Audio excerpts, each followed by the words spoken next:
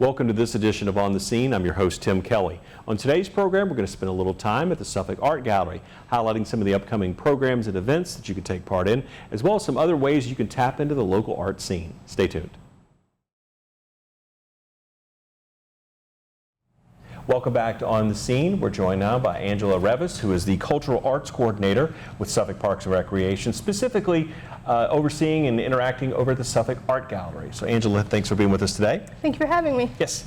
So when we talk about the Art Gallery, some people may not know where this hidden gem is located. Let's talk a little bit about where it is and also sort of the philosophy about some of the programming and the programs that go on here. Sure. So the Suffolk Art Gallery is located on Bosley Avenue, so it's just right off Washington. So it's 118 Bosley Avenue. We are actually located in the original library building for the city. So it was built around 1954, and then around 85, when the library got their new building up at Morgan, we moved in here about 86, what was then called the Suffolk Museum. Gotcha. And then we transitioned about 6 or 7 years ago now to the name Suffolk Art Gallery. So we've been here for a good little bit. And of course, I think the name Art Gallery fits a little bit more than museum as far as some of the activities here. And again, the philosophy about the programming and sort of what takes place here, how would you kind of sum that up? Sure, yeah. So Art Gallery, you're very much right, fits much better to what we do. Right. So we do transitional exhibits. That means every around 6 weeks, we transition the exhibit that's up, either through ourselves, the Suffolk Art Gallery, or a local nonprofit in town that leases some of the space from us, the Suffolk Art League. Yes. So the exhibit up can be from either of us. We usually put that in the signage and, of course, in the marketing that goes out so people can see which exhibit it's from.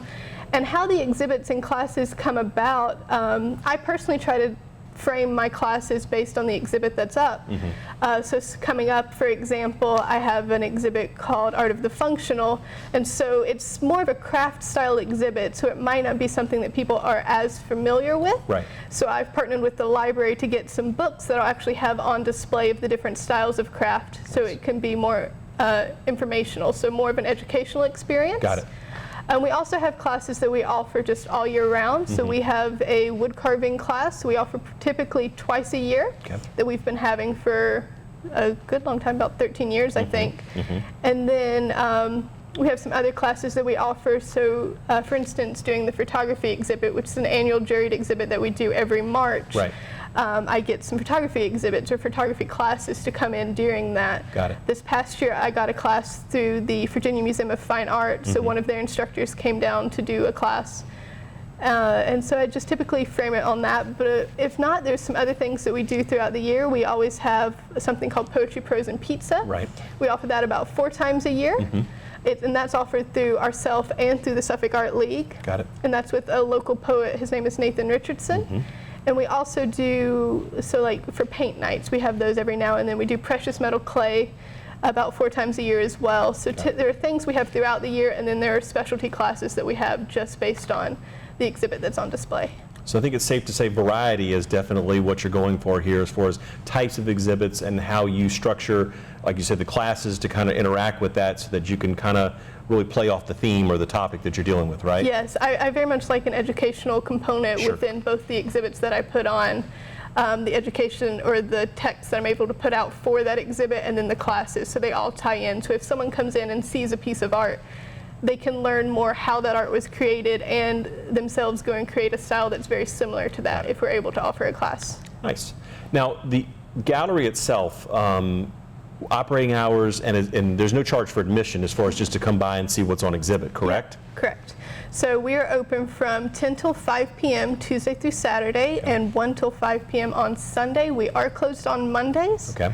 There are a couple days throughout the year, like today, for example, where we have like our art camps or a specialty program where we might open the building on Mondays. Right. But other than that, those are our typical hours. Okay.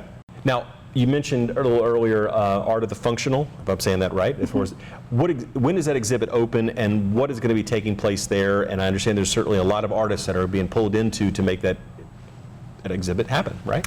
Yes, so Art of the Functional, it's a type of exhibit that I've been thinking about for a little bit. So it's more of a craft style exhibit, so more of the arts and craft vein, or like around the Appalachian Mountains.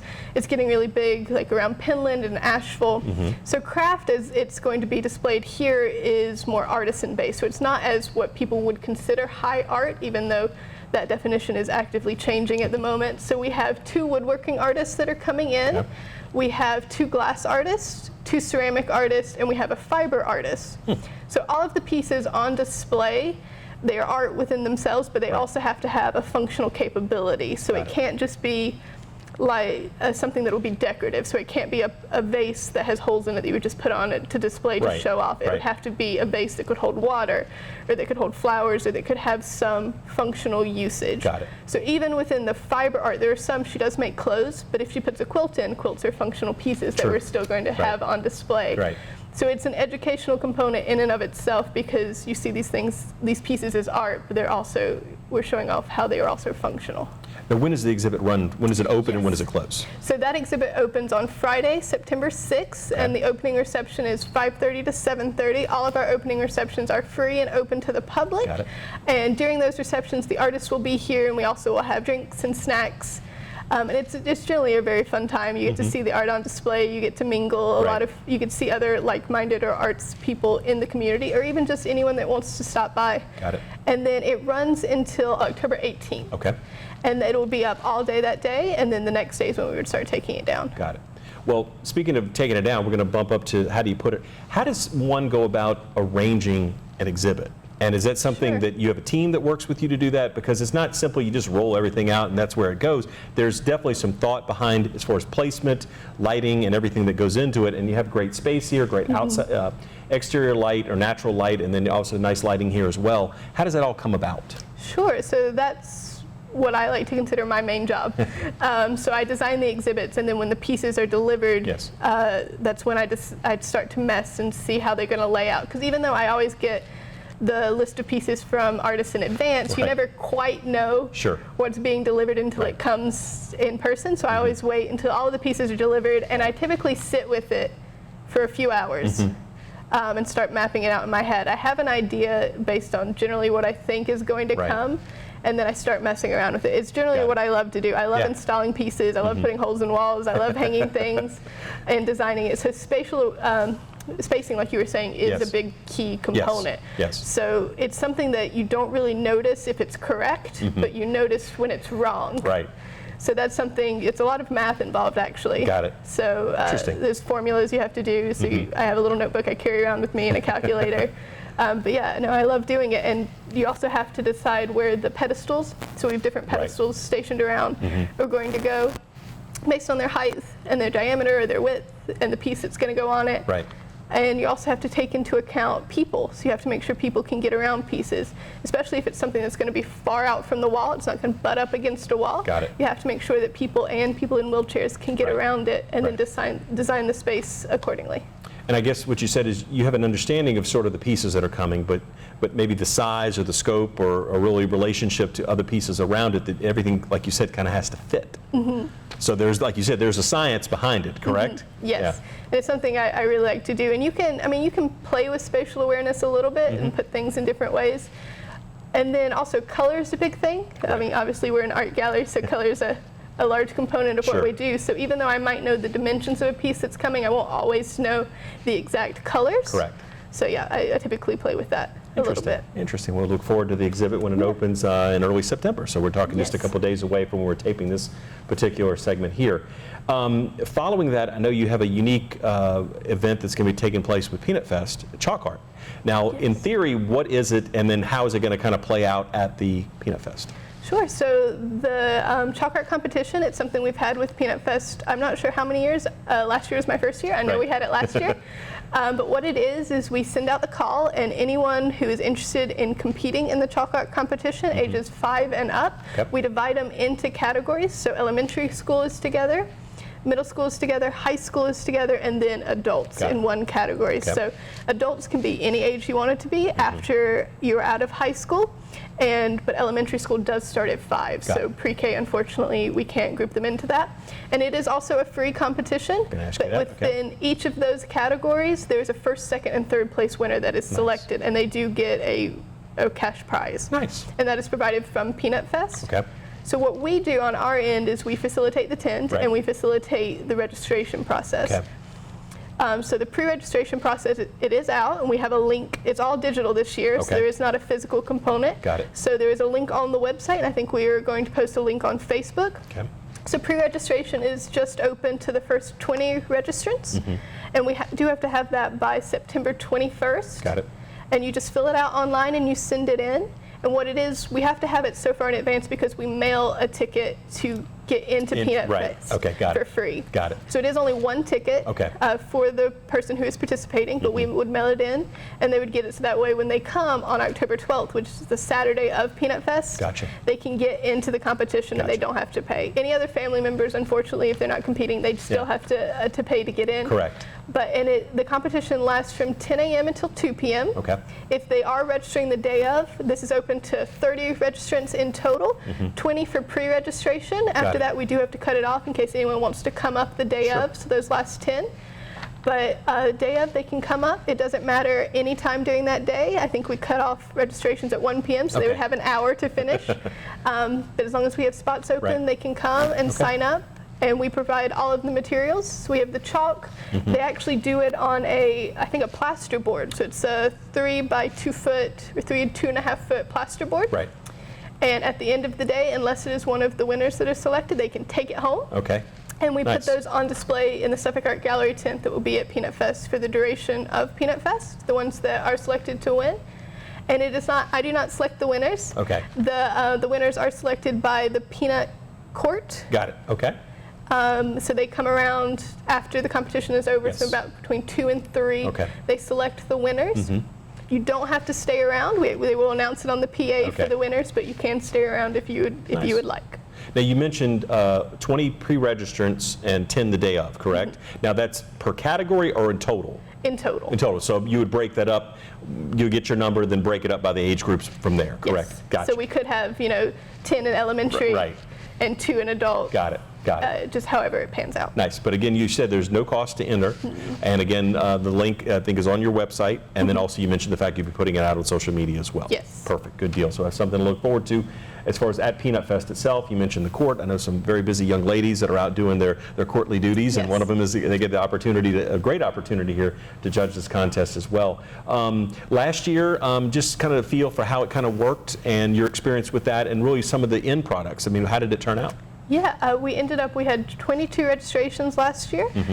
So I thought we had a great turnout. It was Right. I actually had started work that first Oh, wow. week of Peanut Fest. So this Throw is you my- right in. Yeah, so this was my first thing. Got it. And it was great. We had, I think the winning categories, they did some really quality art. The 2 people who were competing in adults were professional chalk art Nice. artists. Right. Not professional in that's all they do, but they go Right. to chalk art Got competitions it. specifically because they like to do it and they like to compete. Nice. And I mean, it was good. And it is based on the theme of Peanut Fest. Got it. So as long as the art fits the theme, We're good to go. It's good to go. Perfect. Nice. Now, we just talked about 2 events that you are recording here as far as with the art gallery, of course, the exhibit that's coming up here, as well as the competition out there at Peanut Fest with the chalk art. But what are some other things that are sort of on the upcoming radar, so to speak, at the art gallery, or things that you'll be offering both for events as well as maybe some classes that are connecting up to other things as well? Sure. So 2 more things coming up in September. We have one of our Poetry, Prose, and Pizzas. Right. And that is on September 19th, Okay. about 5:30 until 8:30 p.m. Got it. And that's a soft opening. It's just when people want to come and want to register. So you do not have to pre-register for Poetry, Prose, and Pizza. Okay. It's just an open mic event. We do provide pizza. It is hosted by Nathan Richardson, like I said earlier. And you can perform whatever type of poetry, whatever type of prose, anything that you would like to perform. Got it. You also don't have to perform anything if you just Okay. want to sit and listen. Got it. Nice. So that's on Thursday, September 19th, and it is also free and open to the public. Okay. And then on September 27th, we have a paint night Okay. with local artist Stephanie Gwaltney. And that one you do have to register for in advance, and that is $40. It's for ages 13 and up, and it's Okay. from 6 to 8 p.m. So that's like the typical paint night where Right. we have a set design that the artists are going to paint, and they follow along with the instructor. Got it. And you can bring snacks for that one.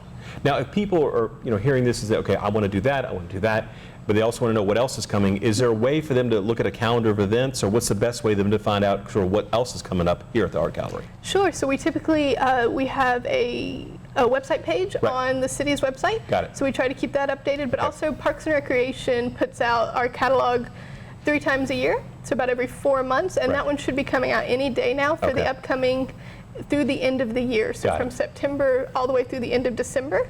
And that's actually this year in collaboration with the library, so their events will be listed in there as well. Very nice, very nice. And again, a great way to find out that resource. I believe it's an activity guide I think they're talking about coming out.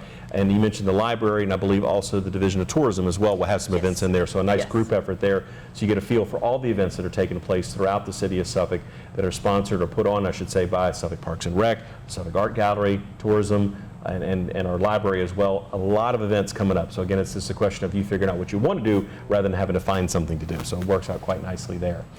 Earlier in the program, Angela, you mentioned the fact of the Suffolk Art League. And I think, again, you said that they have some space here, and then they do classes and things out of this facility. But talk about how the two, because I know sometimes there's a little confusion. What's the Art Gallery? What's the Art League? Where's the city start? Where's the Art League pick up, so to speak? And I know it's been a great relationship over the years, and the ability for both organizations to offer things together, separately, but again, utilizing the space and getting people out and interested in art. Yes. So the Suffolk Art League, I did mention earlier, is a local nonprofit. And they've been around for about 30 years now as well, and they are housed within the Suffolk Art Gallery. So they lease part of the space from us. So within that lease, they're able to offer their own classes. So either things we aren't able to offer that tie into their own exhibits, or they might know artists and instructors that we don't know, and so they're able to offer that to the public. So we're really able to offer just a wide depth of art here, whether it's from us or it's from the league. So the public really gets a lot of variation in their arts. And they also put on exhibits throughout the year. So the exhibit that just came down, actually you see some pieces around us. It's a solo exhibit from John Allen Stock. He was the winner of their annual juried exhibit from last year. And part of the perks of becoming first place in the Suffolk Art League's juried exhibit is you get the cash prize, but you also get to have a solo exhibit the next year. Nice. Nice. So again, explaining the relationship between the two organizations, and really what it means is there's always something going on at the Art Gallery in one way, shape, some way, shape, or another. There's always generally an exhibit that's going on, or really in the process of transitioning. Angela mentioned the fact the one up there is really just on its tail end right there, and you're getting ready for your next exhibit that's coming up really soon. So we have probably a couple minutes left in the program, but I wanted to give you a chance, sort of a, if you will, a sales pitch, if you will, for someone who has not been to the Art Gallery before, whether it is to participate in a class, come see an exhibit, or just really stop by to see what's going on. What would you say to encourage someone to come out here for the very first time? Sure. I mean, I would always say just come. We're always open and willing to meet new people.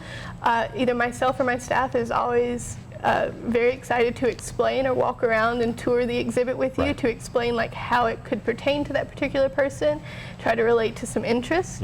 If they're not interested in the art on display, we can look at upcoming classes, upcoming events, like a Poetry, Prose, and Pizza, for example. It's not really art as visual arts focused. So they might come to that just to get comfortable, because I know it can be a little intimidating, an art gallery can, but we really try to dispel that. We try to make it as fun, as open as possible. But also, it's also a location if you go or need to sign up for any classes at any other Parks and Recreation facility. So if you're going to take an athletics class, or you're going to take Zumba or something, you can come here and register for it. Instead of going all the way to admin or all the way to Whaleyville. So it is a location for that as well. Very nice. And again, located right here on Bosley Avenue, very convenient, right in the heart of downtown Suffolk. But again, it's open to anyone resident. Is there any discrepancy as far, not discrepancy, that's probably the wrong word, but a resident, non-resident, as far as who could participate? It doesn't make a difference, right, as far as? Nope, we're open to everyone, even our juried exhibits. Like I mentioned earlier, we have our photography exhibit. It comes out every March. So I do send out the prospectus for that in November. I think last year we had someone from Arizona. So it doesn't matter as long as you can get the art to us for stuff like that. If it's a juried, sometimes for the Art League, they do have to be a member. So that's the only stipulation for that. But for us, typically, it doesn't matter, resident, non-resident, except for our summer camps. Got it. Okay, very good. Well, Angela, thank you for your time today to talk about the Suffolk Art Gallery and everything that's happening here. Again, if you'd like more information, feel free to stop by, check out the Parks and Recreation website. Again, a lot of great information out for you out there to find out what's going on or what's coming up, so you can take part and be a part of the Suffolk Art Gallery. That will do it for this edition of On the Scene. I'm your host, Tim Kelly. We'll see you next time.